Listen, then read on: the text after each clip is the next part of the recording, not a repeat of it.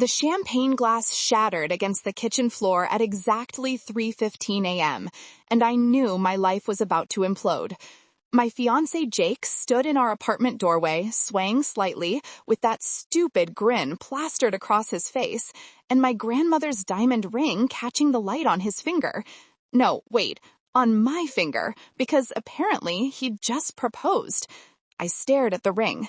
White gold, princess-cut diamond, smaller than what I'd imagined, but still beautiful. The problem? I'd never seen it before tonight. Jake had been distant for months, working late, taking mysterious phone calls. I'd convinced myself I was paranoid, that planning our future together was stressing him out. Now here he was, drunk off his face, down on one knee in our apartment after we'd stumbled home from Times Square. "Say something, babe," he slurred, still kneeling. "You're supposed to be happy." Happy. Right. I looked at his glassy eyes, at the way he couldn't quite focus on my face. Behind him, our friends were still celebrating in the hallway, phones out, recording everything. Sarah had already posted it to Instagram. I could see the notifications lighting up my own phone on the counter. "Jake, get up." He laughed, that loose laugh that meant he'd had way too many shots. "Not until you say yes again. You said yes, right? I remember you said yes."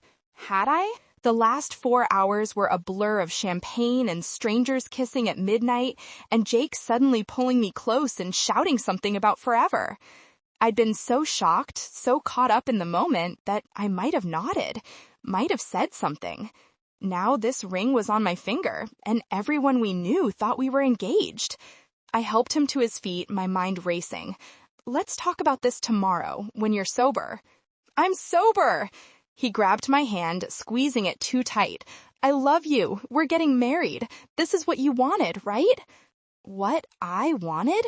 I thought about the conversations we'd had 6 months ago, before everything changed, before the late nights and the distance, and the way he looked through me instead of at me. Before I'd found that receipt in his jacket pocket for a hotel room downtown, a room he'd sworn was for a client meeting. "Jake, where did this ring come from?" His expression flickered. Just for a second, something passed across his face that looked almost like panic. "I bought it. For you, obviously." "When?" "Does it matter?" He pulled away, stumbling toward the bedroom. "I proposed. You said yes. We're engaged now. That's how this works." I stood there in the kitchen, champagne soaking into my shoes, staring at this ring that didn't feel right. The stone was beautiful, but the setting was all wrong. Too modern, too trendy. I'd shown Jake pictures of vintage rings for years, told him I wanted something with history, something meaningful. This wasn't that ring. I pulled out my phone, ignoring the flood of congratulatory messages. Sarah had tagged me in 3 posts already. My mother had commented with crying emojis. Jake's sister wanted to know the wedding date. The whole world thought this was real. My hands shook as I typed into Google, "princess-cut engagement ring, white gold." The search results loaded. Jewelry stores, Pinterest boards, and then 3 results down, I saw it. The exact ring. Same setting, same stone size, same everything. Available at Tiffany's for $1,800. I clicked through to the store page. My stomach dropped. The ring had been purchased 2 weeks ago. Not months ago like someone planning a proposal would do. 2 weeks. Right after Jake had spent that mysterious weekend in Boston for work. I looked toward the bedroom, where I could hear him moving around, probably trying to undress himself and failing. 2 weeks ago, he'd come back from that trip different, quiet, guilty. He'd bought me flowers, something he never did, and made this elaborate dinner. I thought he was trying to reconnect with us. What if he'd bought this ring for someone else? The thought hit me like ice water. I steadied myself against the counter, mind spinning. Jake had been seeing someone. I knew it in my gut, had known it for months, but couldn't prove it. The late nights at the office, the new cologne, the way he'd changed his phone password. All those classic signs I'd ignored because I loved him, because we'd been together for 4 years, because I'd invested so much. And tonight, drunk and caught up in New Year's Eve romance, he'd proposed to me with a ring meant for her. I twisted it on my finger. It was slightly too big, sliding around when I moved my hand. My ring size was 6. This felt like a 7, maybe bigger. My phone buzzed. A text from an unknown number. Did he really just propose to you? I stared at the screen. Who is this? 3 dots appeared, disappeared, appeared again. Someone who deserves to know what kind of man Jake really is. Check his work email. Password is Celtics 2018. Read the thread with Melissa Chen. My blood went cold. Melissa Chen, Jake's colleague, the one he'd mentioned maybe twice, always casually, always in passing, the one who'd transferred to the Boston office 6 months ago. I shouldn't look. I should wake Jake up, demand answers, have this out like adults. But my fingers were already opening his laptop on the dining table, typing in the password. It worked. His email loaded. I scrolled through, hands trembling. There, a thread with Melissa, marked as important. The most recent message was from yesterday, New Year's Eve day, sent at 2 p.m. Jake, I can't keep doing this. You promised you'd tell her after Christmas. I'm wearing the ring you gave me every day, but I can't post about it, can't tell my family, can't be your real fiancé while you're still living with her. You said this holiday would be when we'd make it official. When are you going to break up with her? I scrolled up. Message after message, going back months. Pictures of them together in Boston. Selfies. Intimate photos I couldn't bear to look at too closely. And there, in a message from 3 weeks ago, a picture of my ring, the ring currently on my finger, with Melissa's message. It's perfect. I can't wait to wear it in Jamaica. 2 more weeks until our trip. Jamaica. Jake had told me he had a conference in Miami next month, said it was mandatory, that I couldn't come. I kept scrolling, my vision blurring.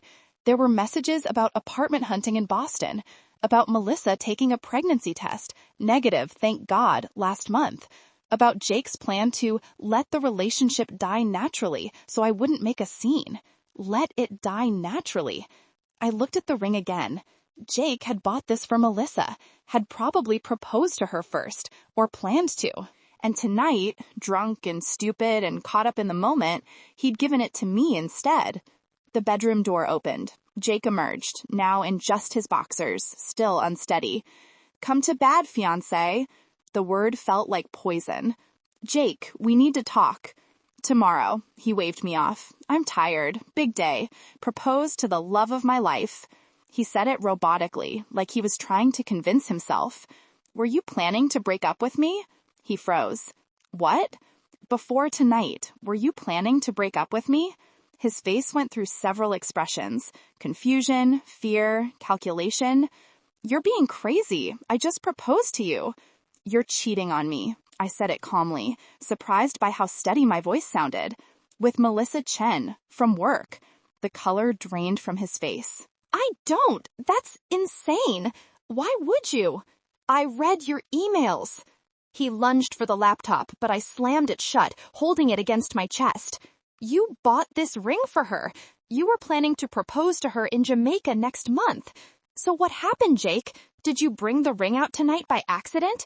Get confused about which girlfriend you were with? You went through my private emails? His voice rose, indignant. That's a violation of... You proposed to me with another woman's engagement ring? I was shouting now, weeks of suspicion and heartbreak erupting. You've been sleeping with her for months, planning a whole life with her while I sat here thinking we were working through a rough patch? Jake's jaw clenched. For a moment, I thought he'd keep denying it. Then something in him crumpled. I was going to tell you. When? I don't know. Soon. I didn't want to hurt you. I laughed, bitter and sharp. You didn't want to hurt me? Jake, you were going to ghost me. Let the relationship die naturally. That's what you told her. He ran his hands through his hair, looking younger suddenly, caught. It wasn't supposed to happen like this. I met her at that conference last summer, and we connected. It wasn't planned. But then I realized I loved her, and I didn't know how to end things with you without destroying you. So you decided to destroy me slowly instead. I was trying to be kind. Kind? My voice cracked. You let me plan our future. I turned down that job in Seattle because you said you couldn't leave New York. I told my parents we were serious. I defended you to my friends when they said you seemed distant. And the whole time, you were building a life with someone else. Jake sat on the couch, head in his hands. I'm sorry, I really am. Tonight, everyone was proposing, and I had the ring in my pocket because I was going to take it to the jeweler tomorrow to get it resized for Melissa, and I got caught up in the moment, and I thought, you thought what? That you'd just marry me instead? That it didn't matter? I thought maybe it was a sign. He looked up, eyes red. Maybe the universe was telling me to stay with you, to make it work with someone I've known for years instead of throwing it away for someone new. I stared at him. You proposed to me because you were confused, drunk and confused and not thinking about Melissa for 5 seconds. I do love you, he said it desperately. I never stopped loving you. I just love her too. Or I thought I did. Now I don't know. The apartment felt too small, the walls pressing in. I looked down at the ring, at this symbol of a proposal that meant nothing. Jake hadn't chosen me. He defaulted to me in a moment of drunken impulse. My phone buzzed again, another message from that unknown number. He took me to dinner 3 nights ago and promised me we'd be together by February. He said you were holding him back from his real life. I'm sorry you're finding out like this, but you deserve better than being someone's backup plan. I showed Jake the message. This is Melissa, isn't it? He didn't answer, which was answer enough. Did you tell her you proposed to me? No, he swallowed hard. My phone died around 11. I haven't checked it since. She's probably wondering why I haven't called her at midnight. I imagined Melissa in Boston, waiting by her phone, expecting the man she loved to ring in the new year with her. Instead, he'd been shoving his tongue down my throat in Times Square, slipping her engagement ring onto my finger. What a mess! My phone rang. My mother. I declined the call. Then Sarah called. Declined. Jake's sister. Declined. Everyone wanted to celebrate our engagement, this beautiful moment that was actually the ugliest thing that had ever happened to me. You need to leave, I said quietly.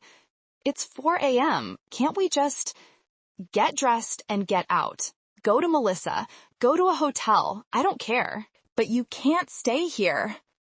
Jake stood slowly, looking like he wanted to argue, but something in my expression must have convinced him. He went to the bedroom, came back 5 minutes later, fully dressed, grabbed his wallet and keys. At the door, he turned back.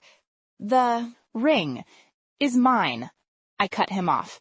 You gave it to me in front of witnesses. It was posted all over social media. Legally, this is my ring now. I spent $1,800 on that. You should have thought about that before you cheated on me. My voice was ice. Consider it compensation for 4 years of my life. You can't just keep it. I bought it for who, Jake? Your girlfriend? Your fiancé? Oh wait, that's me now, isn't it? At least for the next few hours, until I post about what a lying piece of garbage you are. His face reddened. You wouldn't. I held up my phone. Try me. Everyone thinks we're engaged. They're all so happy for us. What do you think they'll say when I tell them the truth? When I forward them your emails with Melissa? When I explain that you proposed to me with a ring meant for the woman you've been screwing behind my back for 6 months? That's vindictive. That's justice. I opened the door. Get out.